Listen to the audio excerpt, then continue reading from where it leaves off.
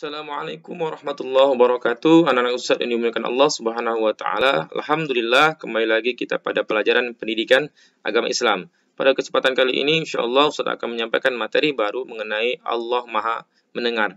Anak-anak Ustaz semuanya di rumah boleh membuka buku pegangan Pak Inyah pada halaman 124.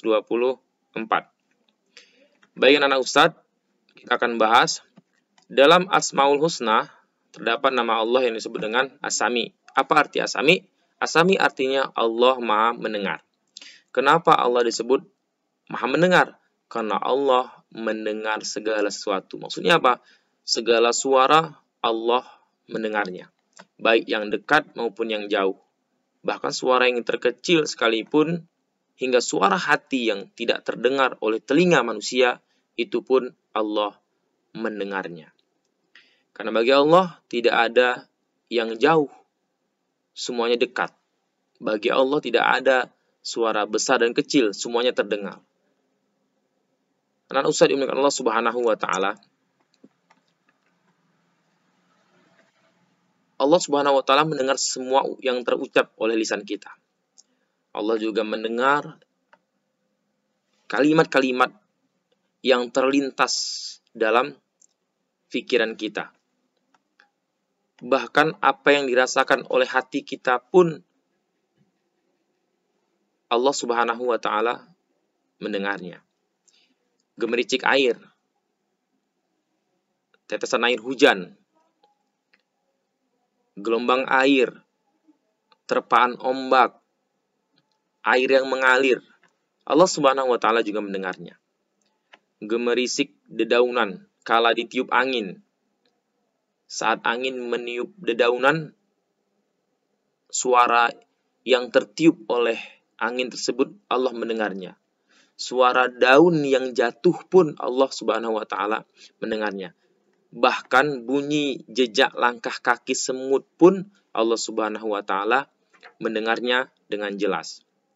Anak-anak Ustaz yang memuliakan Allah Subhanahu wa taala, As-Sami atau yang kita artikan tadi Maha Mendengar merupakan sifat kesempurnaan bagi Allah Subhanahu wa taala. Kenapa? Karena tidak ada satu suara pun yang tidak terdengar kecuali Allah mendengar suara tersebut. Ada lawan kata dari kata mendengar. Apa itu? Tuli. Tuli berarti seseorang atau makhluk yang lain tidak mampu mendengar suatu suara. Maka tuli merupakan sifat kekurangan, kelemahan bagi makhluk, manusia, hewan, dan lain sebagainya. Untuk itu, tuli tidak mungkin menjadi sifat bagi Allah Subhanahu wa ta'ala. Karena pendengaran Allah tidak terbatas. Karena Ustaz dimuliakan Allah Subhanahu wa ta'ala, di saat kita merasa tidak ada daya, tidak ada kekuatan, kita sudah lemah, maka Allah Subhanahu wa ta'ala pasti mendengar apa yang kita teriakkan dalam hati kita, apa yang kita katakan dalam hati kita. Karena biasanya ketika kita sudah merasa lemah, tak berdaya, tak mampu lagi berbuat apapun, hati kita biasanya berucap, berkata.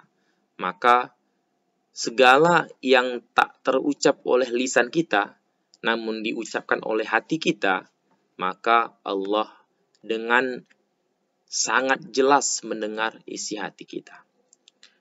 Anak Ustaz, Allah Subhanahu wa taala tidak akan pernah bosan mendengar segala permintaan kita, harapan kita, dimanapun kita berada. Untuk itu anak Ustaz, ini merupakan bukti bahwa Allah Subhanahu wa taala ada di sekeliling kita. Allah selalu mengawasi kita, selalu bersama kita. Untuk itu harus ada 4 hal yang kita lakukan jika kita mengakui bahwa Allah Subhanahu wa taala Maha Mendengar. Apa? Yang pertama, selalu berhati-hati ketika berbicara. Ingat bahwa Allah mendengar segala ucapan, segala suara dimanapun kita berada. Maka kita harus berhati-hati dalam berbicara terhadap siapapun. Karena ucapan-ucapan yang keluar dari lisan kita, bila ucapan itu baik, maka baik pula balasan dari Allah. Namun, bila ucapan-ucapan di saat kita berbicara adalah ucapan-ucapan yang buruk, maka Allah akan mencatatnya sebagai perbuatan yang buruk. Yang kedua, selalu mendengar hal-hal yang baik. Sangat penting mendengar segala sesuatu yang baik-baik di telinga kita. Kenapa? Segala yang kita dengar di telinga kita, maka akan tersimpan, terekam di kepala kita, di ingatan kita. Yang sewaktu-waktu nanti ketika kita berbicara kepada orang lain, maka itu akan keluar dengan sendirinya. Maka ketika kita mendengarkan hal-hal yang baik di telinga kita, maka suatu saat itu akan keluar dengan ucapan-ucapan yang baik pula. Namun apabila kita mendengarkan hal-hal yang buruk, yang tidak baik di telinga kita, ucapan-ucapan yang tidak baik di telinga kita, maka itu pun nanti akan terucap secara tidak sadar. Karena ucapan-ucapan tersebut sering kita dengarkan. Yang ketiga, selalu mendengarkan ayat-ayat Allah Subhanahu wa taala. Ini juga sangat penting, mendengarkan ayat-ayat Allah Subhanahu wa taala. Ketika ayat-ayat Allah Subhanahu wa taala didengarkan, kita mendengarnya, maka hati menjadi lembut, menjadi tenang. Nah, di saat itu pula ketika siapapun berucap, berkata, berkomunikasi, maka segala ucapannya yang keluar adalah ucapan-ucapan yang lembut, ucapan-ucapan bijak. Yang keempat, selalu menghindarkan diri dari ucapan-ucapan yang tidak baik. Maka kita harus berhati-hati ketika kita sedang berbicara dengan teman kita, dengan orang tua kita, dan dengan siapa saja. Maka pilihlah kata-kata yang baik, yang tidak menyakiti hati orang lain.